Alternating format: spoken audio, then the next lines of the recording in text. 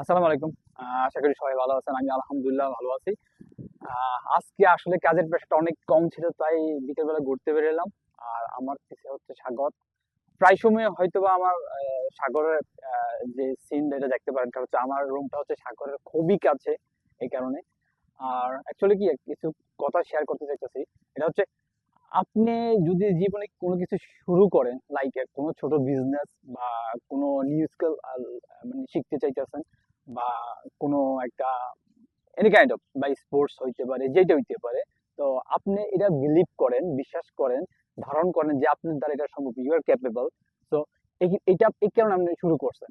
এখন দেখা গেছে এগুলাতে কি হয়, আপনি যখন কিছু শুরু করবেন, দেন আপনার রিলেটিভ বা আপনার ফ্রেন্ড সার্কেল যারা আছে তারা মনে করে, এই এটা হবে না। এটা ডাইরেক্টলি না বললেও পিছিয়ে পিছিয়ে বলবে যে হবে না, এটা আসলে এটা পাগলামি। ভাই ঠিক আছে, এটা পাগলামি। ও এই কথাটা বলতেছে কারণ হচ্ছে, ও জিনিসটা বিশ্বাস করে যে এটা হবে না, ওর দ্বারা হবে না। দ্যাট মিনস এটা তার বিশ্বাস যে হবে না। আপনি শুরু করছেন যেটা, এটা আপনার দ্বারা সম্ভব হবে। দ্যাট মিনস আপনি শুরু করছেন, ঠিক আছে।